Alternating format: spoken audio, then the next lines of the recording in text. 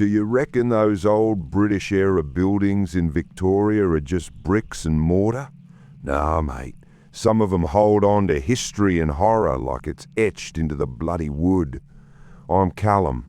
I do the graveyard shift for a security firm in Melbourne. Last month, I was posted at this 120-year-old library, closed for a refit. About 2:30, the air was thick with the smell of old paper and dead silence.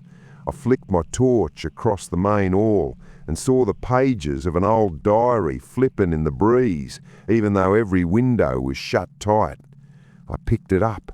No writing, just deep gouges from fingernails on every single page. I figured maybe a possum or some local wildlife had snuck in. Then, right from the back archives, I heard it. Tap, tap, tap, like someone was drumming their fingers against the wall from the other side. If you're still with us, hit that subscribe button. The mystery only gets darker from here.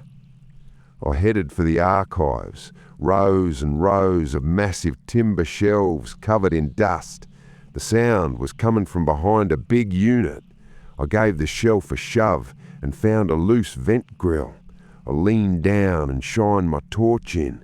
It wasn't just a hole, it was a narrow tunnel leading straight into the foundations. I listened close and heard this mechanical clacking and a raspy whisper. "Have you read the last page?" My heart was hammering against my ribs. I knew for a fact I was the only one in the building. I peered into the vent, and when the light hit the end of the tunnel, I nearly lost it. There was an old typewriter and a skeleton hand, just the hand, mate, hammering away at the keys. I backed away fast. Then every light in the library flared up, but they weren't yellow, they were blood red. I bolted for the main hall. As I passed the big mirror, I caught my reflection, and I wasn't alone. A dark shadow was draped over my shoulder, its hand reaching straight for my throat. I sprinted for the main doors, locked tight. Behind me, thousands of books started flying off the shelves, crashing to the floor. I glanced at one.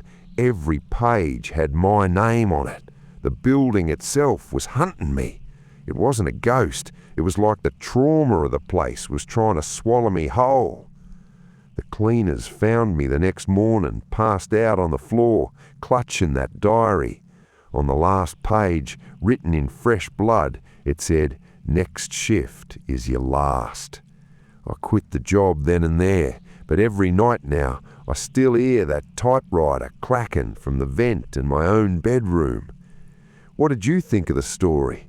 Ever felt like the walls of an old building were eyeballing you? Let us know in the comments. Should we head to a lonely highway or an abandoned hospital next? Cheers for watching. Give it a share and stay tuned for the next mystery. Subscribe now.